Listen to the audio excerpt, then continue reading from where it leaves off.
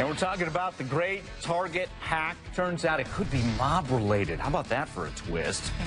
And now, we want to know, is it safe to shop anywhere anymore at the big retailers? Do you feel safe? Or are you going to go cash? Call us up. It's open mic. 1-877-TEL-HLN's the number. An international and nearly undetectable malware may have corrupted point-of-sale systems of multiple retailers.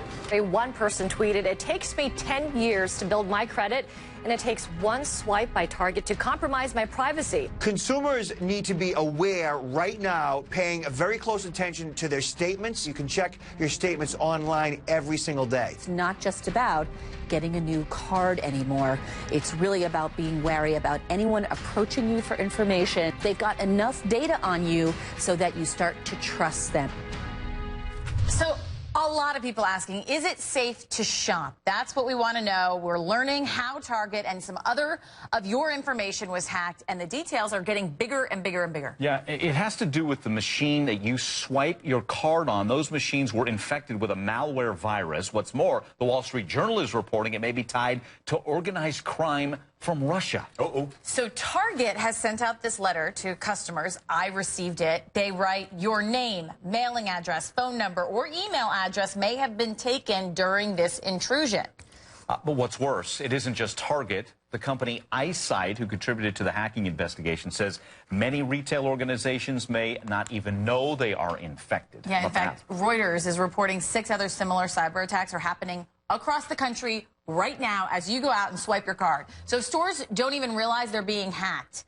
We want to know, is it safe to shop with any type of credit card anywhere? Yes, this story's screaming for an expert. We have one. Online security expert Robert Siciliano joining us now.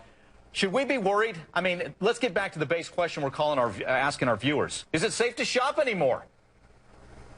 Yeah, it really isn't.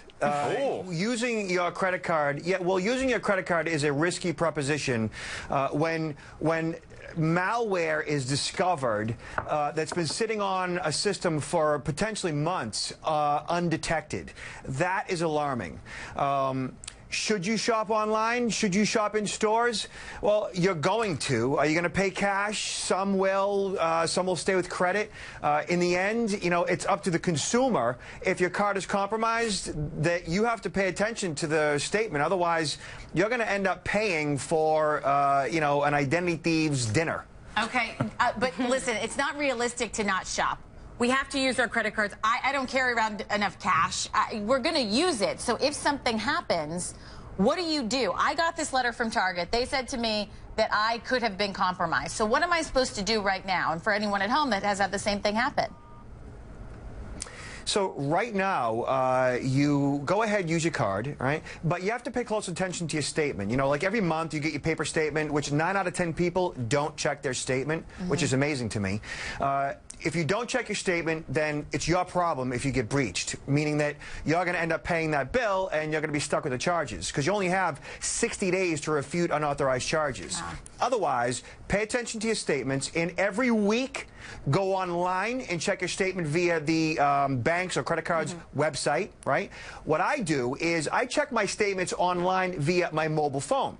So my bank, my credit card, they all provide mobile apps, and I can look at my charges every single day.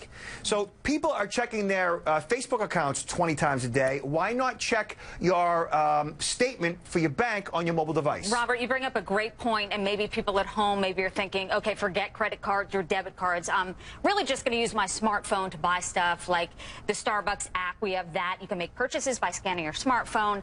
Only problem is, up until last night, this app and your information were extremely vulnerable. You were at risk, partly because your information was not encrypted. So, Robert, it has been fixed. How do we know now we're going to the next level? Okay, I'll use an app. How do we know that that's safe?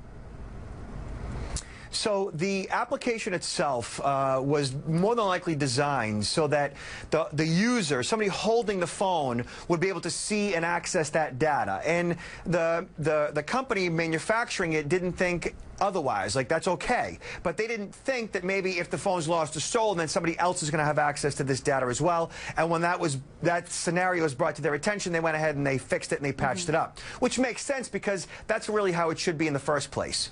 Going forward, you know, your mobile phone today, especially Androids, you have to have antivirus. You know, like McAfee's antivirus, mobile security programs are absolutely necessary to protect mobile devices today, just like it's necessary on desktops as well. Without antivirus today, your devices are subject to spyware and people peering in on your information.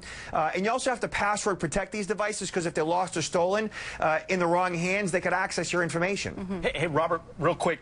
Do we help ourselves out if we swipe with a debit card to opt for credit versus punching in some PIN numbers? That help us, keep us a little safer.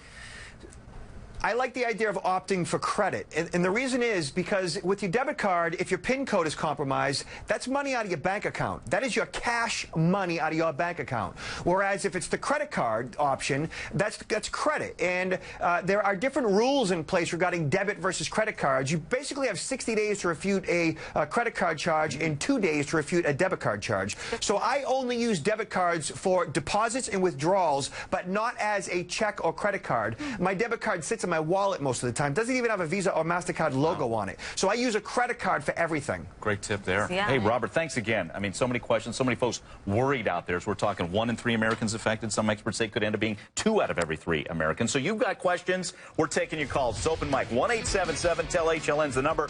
And there's your question. You feel it's safe to shop anywhere anymore? You going cash only? Call us up. And actually, Robert's going to stick around, so if you have questions for him, chime in on that for open mic. But the letter, the target letter. Yeah, right. Privacy I'm hacking. being violated here it's on an set. in-person hack. Yeah, these are hackers. It's obviously leaving us all unsettled. I know, I got a letter. And we're taking your calls. 1-877-TEL-HLN. Is it safe to shop anymore? We have our online security expert, Robert Siciliano, ready to go, ready to answer your questions. So let's go to the phones. Rhonda's with us, Colorado. Rhonda, what's your question? Well, I was wondering if it would be smart to just go old school and start writing checks again. How about that? That's a good old question. school, cash, checks. Robert, what do you think?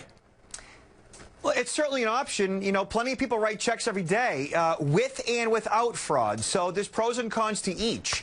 You know, in the end, if you're using a check, you know, you still have to pay attention to your checkbook, make sure somebody doesn't steal it. You still have to pay attention to your register, make sure that there aren't any unauthorized checks written against, you know, your account. You know, if you have a cleaner or a contractor coming over your house, they can always pull a check out, write a check to themselves. You know, so there's fraud all around us. It's up to us, without a doubt, to pay attention to our accounts to make sure that every check that's written, every charge that's made, every withdrawal that takes place is authorized by us. So you still have to pay attention to your accounts regardless of what medium of payment you use. Truth-telling. Who checks their accounts every day? Doug? No. No. No. Not even close. Not even No. close. No. No. But if you have my information, you didn't hear that.